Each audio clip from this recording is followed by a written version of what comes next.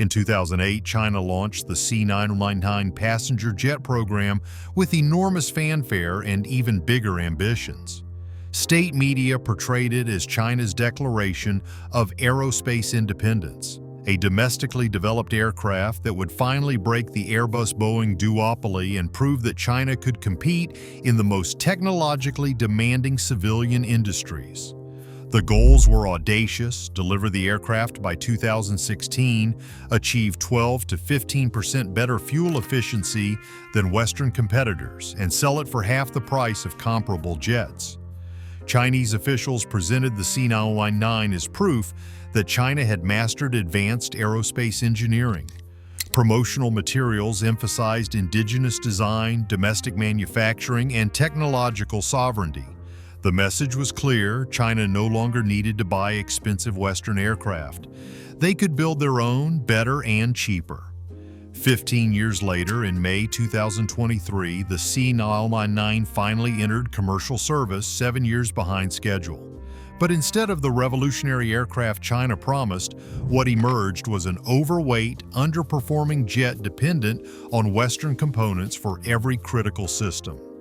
The engines are American and French. The avionics are American. The flight controls are American. Even the tires are imported. When the U.S. temporarily suspended engine exports in 2025, C919 production halted immediately because the aircraft literally cannot fly without American-made parts. The C919 is not a triumph of Chinese aerospace engineering.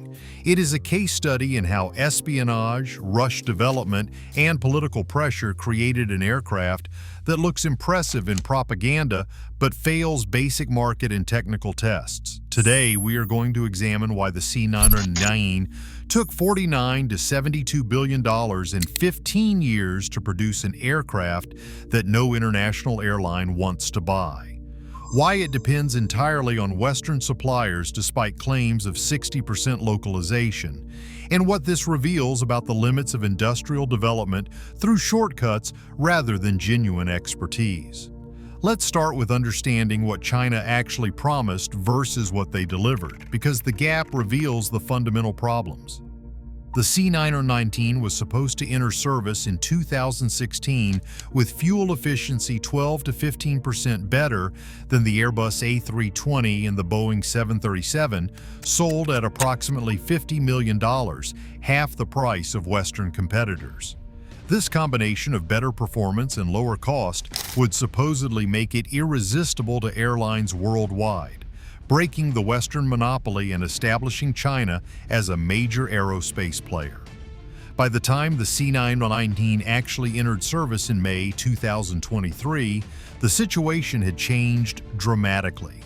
The 7-year delay meant the aircraft was designed for 2010-era technology and was entering a market where Airbus A320neo and Boeing 737 MAX, both significantly more advanced, had been operating for years. The promised fuel efficiency advantage had vanished. In fact, the C919 burns more fuel than current Western jets. The $50 million price became $108 million, identical to competitors, and the promised international sales evaporated entirely. As of now, only 21 C919s have been delivered, all to Chinese state-owned airlines, 0 international deliveries, 0 orders from private Chinese airlines that are not under government pressure. The only foreign interest comes from a small Brunei-based airline with 15 letters of intent, not firm orders. No FAA certification, no EASA certification, no foreign airline willing to actually buy the aircraft. The promised revolution became an expensive failure propped up entirely by Chinese government mandates forcing state airlines to accept aircraft they would not choose in a free market. Now, let us examine the technical problems that plague the C919, because understanding what is wrong reveals why the aircraft cannot compete. The C919 is fundamentally overweight. It uses only about 12% composite materials compared to much higher percentages in modern Western aircraft. Too much heavy metal construction makes it approximately 1.5 tons heavier than the A320neo.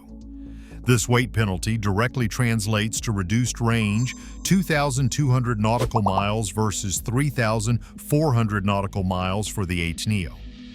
Airlines care enormously about range because it determines which routes the aircraft can profitably serve. Manufacturing quality issues are pervasive. Industry observers note excessive use of shims, metal pieces inserted to fill gaps between components. Shims indicate poor manufacturing tolerances and inadequate tooling. Quality aircraft should fit together precisely without requiring extensive shimming. Water leaks inside cabins, cheap interior finishes including flickering lights and missing armrests, and general build quality below Western standards make the aircraft feel less refined than competitors. Even the steel used for landing gear initially came from domestic Chinese suppliers, but failed testing, forcing COMAC to import American steel instead. China could not even produce the basic materials for critical components meeting aerospace standards. Aerodynamic and control system problems caused 5-year delays just for flight control certification. The aircraft experiences stability problems near Mach 0.78, the speed range where passenger jets typically cruise. Poor cockpit software integration creates pilot workload issues. These are not minor glitches, they are fundamental design and integration problems that required years to partially address. In February 2023, a C919 experienced thrust reverser failure on landing, a critical safety system that helps slow the aircraft after touchdown. The entire fleet was grounded for 3 months while engineers investigated. This incident revealed deep engine airframe integration flaws that should have been identified and corrected during development. Operational performance tells the story of an immature aircraft. The C919 flies only 5.9 hours per day on average versus Western jets operating around 8 hours daily. The difference is not just airline preference, it is because the aircraft requires more frequent maintenance, has immature maintenance manuals, and suffers from fragile supply chains.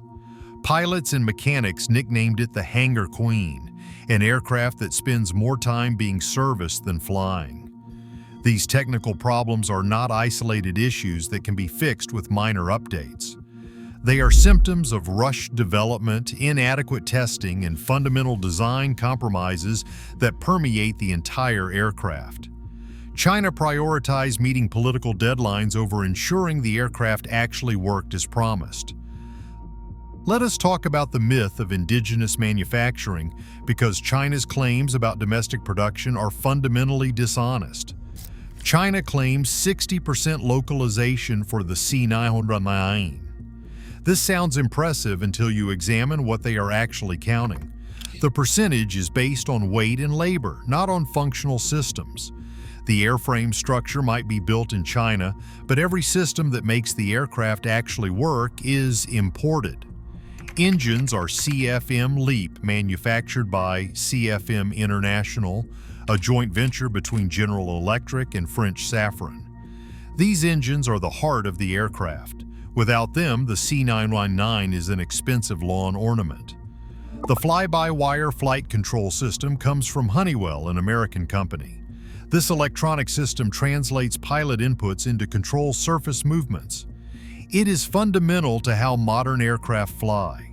Avionics are supplied by Collins Aerospace, an American company. The computers, displays, navigation systems, and communications equipment enable the aircraft to operate safely. Additionally, tires come from American suppliers. The auxiliary power unit is from foreign manufacturers. Navigation systems are imported from the West, and countless other critical components all come from Western suppliers. China assembles these imported components into an airframe, then claims the result is domestically produced. The true indigenous content rate is near zero for functional systems. If Western exports stopped, the C919 cannot fly. This is not exaggeration, it is demonstrated fact. When the U.S. temporarily suspended LEAP engine exports in 2025, C919 production halted immediately. No engines, no aircraft, period. China's backup plan, the domestic CJ1000A engine intended to replace Western imports, is not expected to be ready until around 2030. And even that timeline is optimistic given China's track record with engine development. Chinese engineers have been working on indigenous jet engines for decades with limited success. The engines that do work have reliability problems and performance issues that make them unsuitable for the passenger aircraft where safety is paramount. For the foreseeable future, the C919 remains completely dependent on American suppliers for critical components. The homegrown aircraft cannot fly without American technology, a humiliating reality that contradicts all the propaganda about aerospace independence. Now let's examine how China tried to overcome their technology gaps through espionage, and why stolen blueprints are not enough. CrowdStrike security research revealed Chinese hacking groups systematically targeted Western aerospace firms for years. Department of Justice indictments in 2018 exposed specific efforts to steal engine technology. The goal was clear: acquire Western intellectual property to replace foreign suppliers with domestic alternatives. China successfully stole enormous amounts of data, design documents, specifications, manufacturing processes, and test results. They obtained blueprints for systems they could not develop independently, but blueprints do not equal engineering mastery. Having the design for an advanced turbofan engine does not mean you can actually build one that works reliably. Manufacturing aerospace components requires precision tooling, specialized materials, quality control processes, and accumulated expertise that cannot be stolen. You can copy the shape of a turbine blade, but if you do not understand the metallurgy, heat treatment processes, and quality validation methods, your blade will fail under operating conditions. This is why, despite years of engine development efforts and stolen Western technology, China still cannot build engines that airlines trust for passenger aircraft. The CJ1000A development has stretched on for years with no end in sight. Stolen blueprints showed what needed to be built, but did not provide the manufacturing expertise to actually build it successfully. Espionage offered shortcuts to understanding Western designs, but it could not give them the decades of accumulated manufacturing expertise. The supply chain ecosystem of specialized component suppliers, or the institutional knowledge of how to actually make everything work together reliably. You can steal the recipe, but you cannot steal the chef's experience.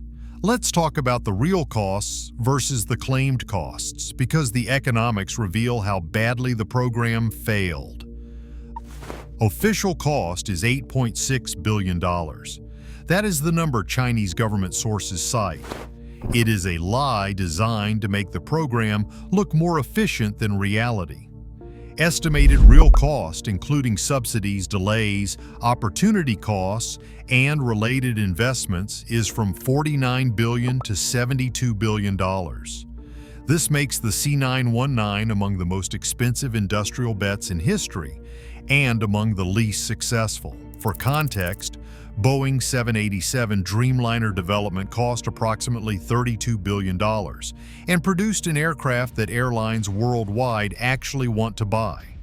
The C919 cost potentially more than double that and produced an aircraft only Chinese state airlines will accept under government pressure.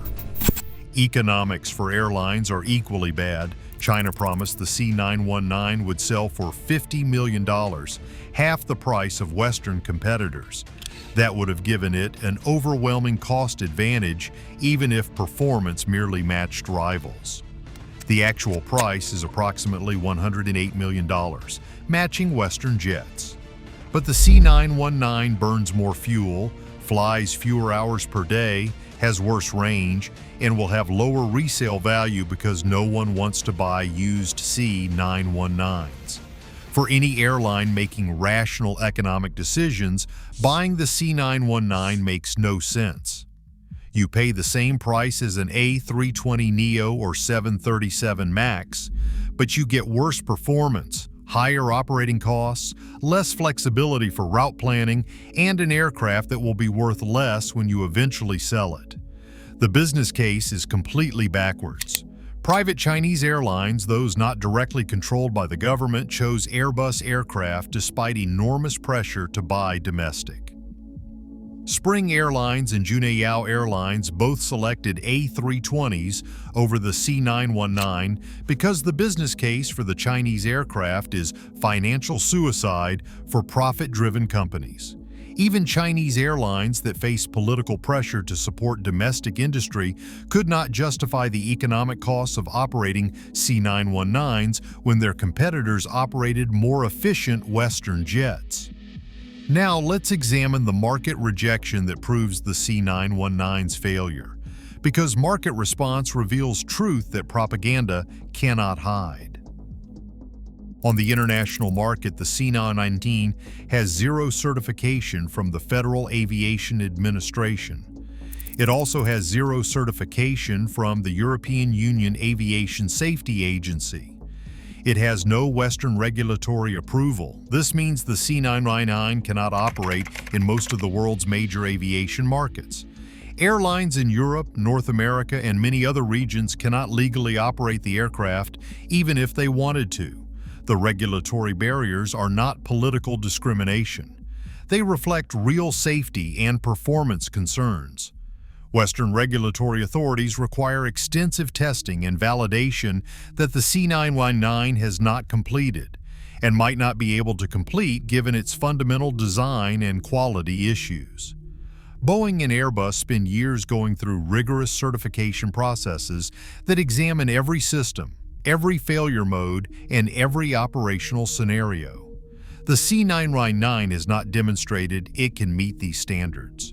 Total international deliveries are zero.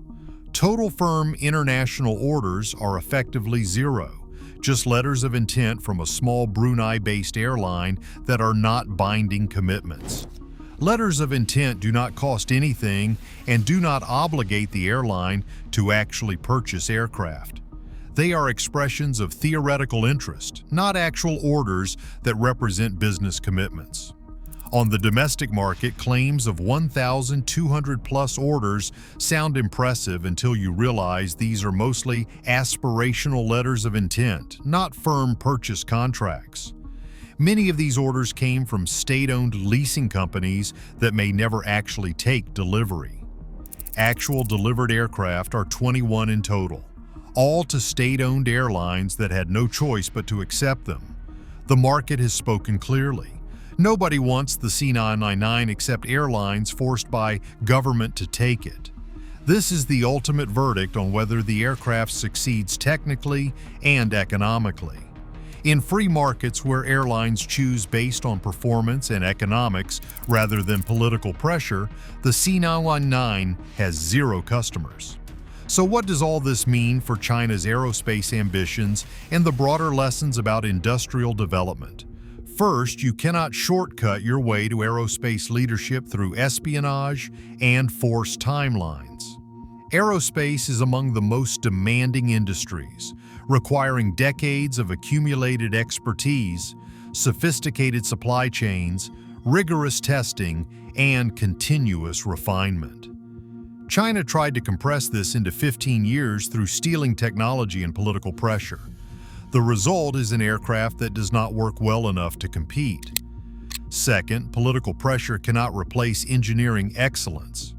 China can mandate that state airlines buy the C919. They cannot mandate that it performs well, costs less, or matches Western competitors technically. Market forces eventually reveal which aircraft actually work regardless of propaganda claims. Third, true industrial capability requires building entire ecosystems, not just final products. The C919's complete dependence on Western suppliers for every critical system demonstrates that China has not developed an aerospace ecosystem.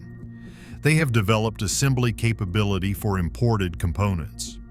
Real aerospace independence requires domestic suppliers for engines, avionics, materials, and countless specialized components.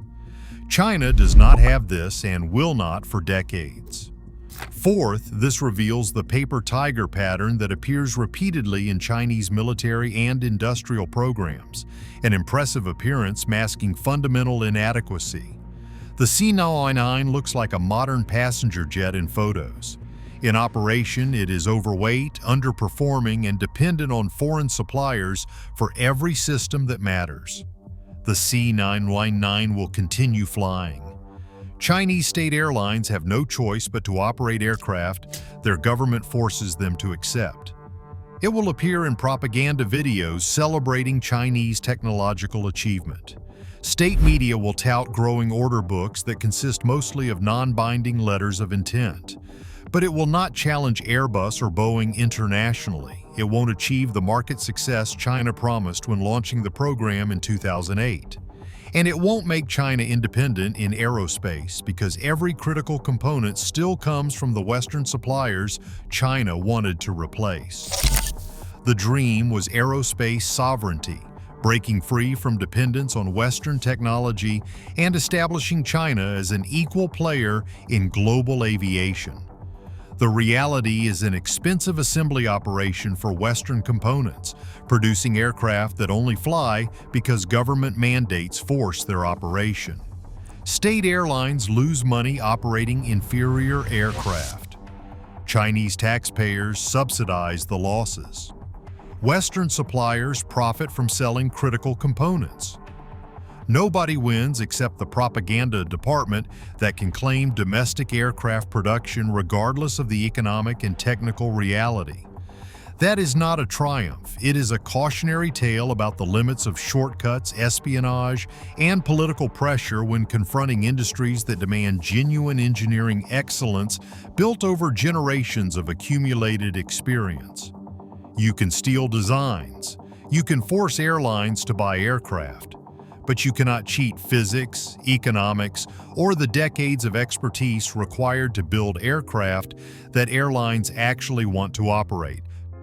Do not forget to subscribe for more analysis exposing the gaps between propaganda and reality in major industrial programs. Thanks for watching.